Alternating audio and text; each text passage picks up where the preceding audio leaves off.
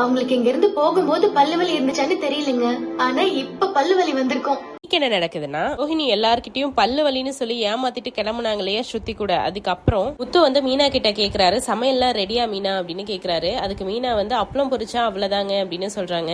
முத்து வந்து சரி மெதுவா பண்ணு, நடக்கிறதெல்லாம் கவனிச்சியா இல்லையா, நம்ம பார்லர் அம்மா ஒரு டிராமா போட்டுச்சுல இப்போ. அதுக்கு மீனா கேக்குறாங்க, டிராமாவா அப்படின்னு கேக்குறாங்க. அதுக்கு முத்து சொல்றாரு, ஆமா மீனா, அந்த மனோஜ் பொண்டாட்டி மலேசியால இருந்தெல்லாம் வரல. இப்ப மீனா கேக்குறாங்க, அது எப்படி நீங்க சொல்றீங்க அப்படின்னு கேக்குறாங்க. அதுக்கு முத்து சொல்றாரு, திடீர்னு பல்லு வலி எப்படி வந்துச்சு, பல்லு வலி எப்படி வரும், பல்லு வலி கொஞ்சம் கொஞ்சமா தான் வரும். பல்லு வலி பத்தி எக்ஸ்பிளைன் பண்றாரு முத்து. அதுக்கு மீனா சொல்றாங்க, இப்ப நீங்க தான் பல் டாக்டர் மாதிரி பேசிட்டு இருக்கீங்க. அதுக்கு முத்து சொல்றாரு, சொல்றத கேளு மீனா, பல்லு வலி எல்லாம் உடனே எல்லாம் வராது. அதுவும் பார்லர் அம்மா நல்லா தான் பேசிட்டு இருந்துச்சு, சுவிட்ச் போட்ட மாதிரி எப்படி பல்லு வலி வந்துச்சு. அப்ப மீனா சொல்றாங்க, அதையும் நீங்களே சொல்லுங்க. அப்ப முத்து சொல்றாரு, இந்த மலேசியா ஆளுங்க வந்ததுக்கு அப்புறம் தான் இதெல்லாம் நடக்குது. அதுவும் எங்க அம்மா இவங்களும் மலேசியாக்காரங்க தான் அப்படின்னு பேச சொன்னதுக்கு அப்புறம் பார்லர் அம்மாக்கு பல்லு வலி வருதுன்னா என்ன அர்த்தம். அப்ப மீனா என்ன அர்த்தம் அப்படின்னு கேக்குறாங்க. அப்போ முத்து சொல்றாரு, அவங்க கிட்ட பேசினா ஏதாவது பிரச்சனை வரும், பேசாம எப்படி அவாய்ட் பண்ணலாம்னு யோசிச்சு பார்லர் அம்மா பல்ல பிடிச்சிருச்சு. இதுல இருந்தே தெரியலையா அதுகிட்ட என்னமோ பெரிய பொய் இருக்குன்னு. அப்ப மீனா சொல்றாங்க, ஆமாங்க எனக்கும் அதான் புரியல. நான் ஸ்ருதி கூட நின்னு காய்கறி வெட்டிட்டு இருக்கும் போது ரோஹிணி வந்தாங்க. அவங்க பாட்டுக்கும் ஒரு தேங்காய் துண்டை எடுத்து அணில் கடிக்கிற மாதிரி வேக வேகமா நின்னு சாப்பிட்டுட்டு இருந்தாங்க. இப்போ முத்து கிண்டல் பண்ணி சொல்றாரு, அப்ப தேங்காய பல்லாலேயே துருவி இருக்கு. அப்ப மீனா சொல்றாங்க, ஆமாங்க நீங்க சொன்ன மாதிரி பல்லு வலி கொஞ்சமாவது இருந்திருந்தா எப்படி தேங்காய் அப்படி கடிச்சு சாப்பிட்டு இருக்க முடியும். இப்ப முத்து சொல்றாரு, அததான் நானும் சொல்றேன், வலியெல்லாம் ஒண்ணு இல்ல, பேசினா ஏதா மாட்டிப்போன்னு சொல்லி இங்க இருந்து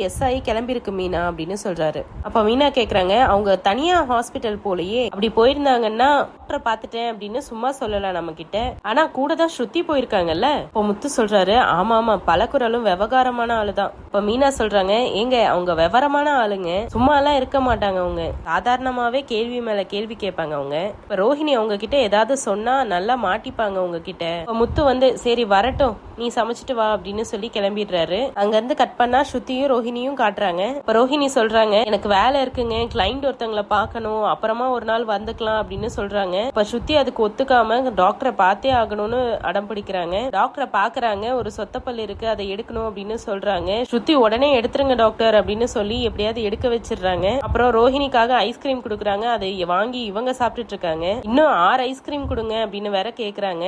பில்லில் ஆட் பண்ணிக்கோங்க எக்ஸ்ட்ரா சார்ஜஸ் அப்படின்னு சொல்லிடுறாங்க. அங்க இருந்து கட் பண்ணா அப்படியே வீட்டுல காட்டுறாங்க. நான் மலேசியால இருந்து வந்தவங்க வந்து சாப்பிட்டுட்டு வராங்க. அப்ப முத்து கேக்குறாரு, என்ன சார் சாப்பாடெல்லாம் நல்லா இருந்துச்சா அப்படின்னு கேக்குறாரு. அப்ப அவங்க சொல்றாங்க, ரொம்ப நல்லா இருந்துச்சு அப்படின்னு சொல்லிட்டு விஜயாவை பார்த்து, ரொம்ப நல்லா சமைச்சிருக்கீங்கம்மா நீங்க அப்படின்னு சொல்றாங்க. அப்ப அண்ணாமலை சொல்லிடுறாரு, சமைச்சது என் மருமக தாங்க அப்படின்னு சொல்றாரு. அவங்க கிளம்புறேன் அப்படின்னு சொல்றாங்க. அப்ப விஜயா வந்து, இருங்க என் மருமக ரோஹிணி வந்துருவா, அவகிட்டயும் பேசிட்டு போங்க, ஒரே ஊருக்காரங்க வேற.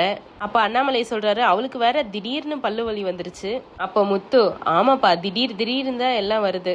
பேசிட்டு இருக்கும் போதே மனோஜ் வராரு. அப்ப விஜயா வந்து அவங்களுக்கு இன்ட்ரடியூஸ் பண்றாங்க. அப்ப அவங்க மனோஜ் கிட்ட கேக்குறாரு, நாங்களும் உங்க வைஃப் கிட்ட பேச ஆர்வமா தான் இருந்தோம், ஆனா ஹாஸ்பிட்டல் போயிட்டாங்க அப்படின்னு சொல்றாரு. அப்ப மனோஜ் ஷாக் ஆகுறாரு. ஹாஸ்பிட்டலுக்கா, அம்மா ரோஹிணிக்கு என்னாச்சு அப்படின்னு கேக்குறாரு. அப்ப விஜயா சொல்றாங்க, அவளுக்கு பல்லு வலிடா, அதான் டாக்டரை பார்க்க போயிருக்கா.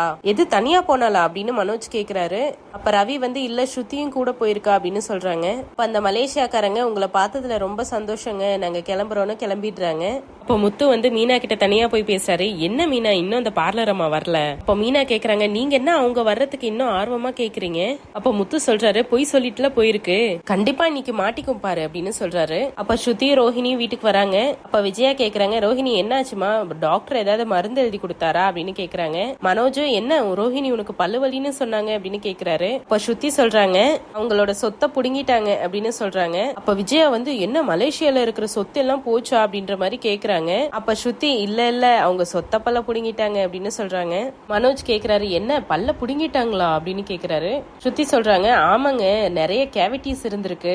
அப்ப அண்ணாமலை வேற கேக்குறாரு, என்னம்மா சொத்த பல்லு இருக்கிற வரைக்குமா இருப்ப, நிறைய ஸ்வீட் சாப்பிடுவியா. அப்ப ரோஹிணி சொல்றாங்க, இல்ல அங்கிள் கொஞ்சமா தான் இருந்தது, டாக்டர் கூட இன்னொரு நாள் பல்ல எடுத்துக்கலாம் தான் சொன்னாங்க, ஆனா ஸ்ருதி தான் இன்னைக்கே எடுக்க வச்சுட்டாங்க அப்படின்னு சொன்னதுக்கு முத்து, மீனா, ஸ்ருதி எல்லாரும் சிரிக்கிறாங்க.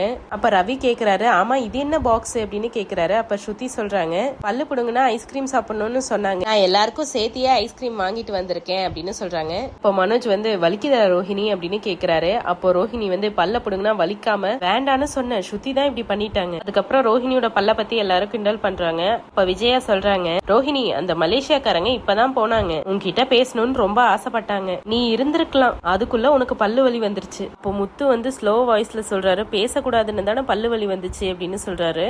மனோஜ் வந்து என்னது அப்படின்னு கேக்குறாரு. அப்போ முத்து வந்து மாத்தி சொல்றாரு, இல்லடா பல்லு வலி வந்தா பேச முடியாதுல்ல, அதுதான் சொன்னேன் அப்படின்னு சொல்றாரு.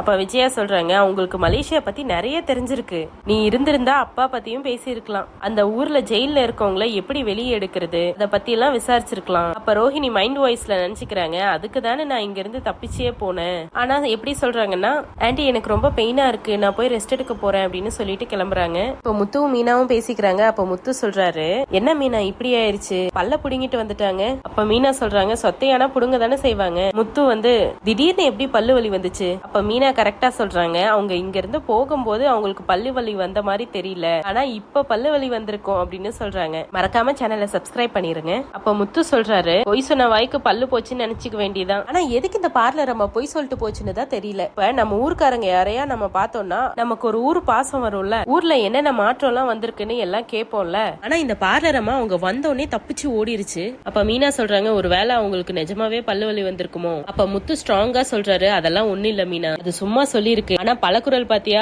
உட்கார வச்சு பல்ல புடுங்கி விட்டு கூட்டிட்டு வந்திருக்கு. மீனா கேக்குறாங்க, பல்ல புடுங்குற வரைக்கும் கூடமா போய் சொல்லுவாங்க. அதுக்கு முத்து சொல்றாரு, இந்த மாதிரி ஆளுங்க எல்லாம் என்ன வேணா பண்ணுவாங்க, பார்லரம்மா சரியான கேடி, என்ன வேணா பண்ணும். இப்ப பல்ல புடுங்கின மாதிரி இந்த பார்லரம்மா யாரு என்னன்னு சீக்கிரமா நம்ம தெரிஞ்சுக்கணும். அங்க இருந்து கட் பண்ண ரவியோட ரெஸ்டாரண்ட காட்டுறாங்க. அப்ப அவங்களோட ஓனர் நீத்து வந்து ஒரு மீட்டிங் போடுறாங்க, ஃபெஸ்டிவல்ன்றதுனால ஏதாவது கேம்ஸ் கண்டக்ட் பண்ணணும் அப்படின்னு சொல்லிட்டு இருக்காங்க. மீட்டிங்ல பேசிட்டு இருக்கும் போதே ஸ்ருதி கால் பண்றாங்க, ஆனா ரவி கட் பண்ணிட்டே இருக்காரு. அப்பயும் ஸ்ருதி கால் பண்ணிட்டே இருக்காங்க விடாம. நீத்து வந்து போனை சைலண்ட்ல போடுங்க அப்படின்னு சொல்லிடுறாங்க. அதுக்கப்புறம் ரவி எல்லா ஐடியாவும் குடுக்கறாரு. நிறைய வாட்டி ட்ரை பண்ண ஸ்ருதி கடைசியா ஒரு எமர்ஜென்சியான்னு கூட யோசிக்க மாட்டேங்கிறான் அப்படின்னு திட்டிட்டு போனை தூக்கி பெட்ல எறியறாங்க. அங்க இருந்து கட் பண்ணா முத்துவோட ஷெட் ஏரியா காட்டுறாங்க. ஒரு ஃப்ரெண்டு வராரு, முத்துவோட ஃப்ரெண்டு வந்து 2 பாட்டில் குடுக்கறாரு. இந்த மாதிரி நான் இங்க கார் ஓட்டல, நான் துபாயில வேலை கிடைச்சிருச்சு, நான் அங்க போறேன், அதுக்குதான் பார்ட்டி குடுக்கறேன் அப்படின்னு சொல்றாரு. அப்ப முத்து நான் ஃபர்ஸ்ட் குடிக்கல அப்படின்னு தான் சொல்றாரு. ஆனா போய் வைஃப்ட பெர்மிஷன் கேளு அப்படின்னு எல்லாம் சொல்றாங்க. அப்புறம் மீனா கிட்டயும் போன் பண்ணி கேக்குறாரு. ஆனா மீனா திட்டுறாங்க, அதெல்லாம் பண்ணக்கூடாது அப்படின்னு.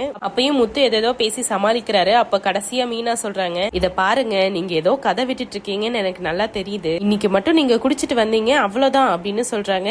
அதோட இன்னைக்கு எபிசோடு முடியுது. அடுத்த எபிசோடையும் போட்டுட்டு மறக்காம பாருங்க. இந்த மாதிரி எக்ஸ்க்ளூசிவ் அப்டேட்ஸ் உங்களுக்கு தெரிஞ்சுக்கணும்னா எங்க சேனலை சப்ஸ்கிரைப் பண்ணுங்க. தேங்க்யூ.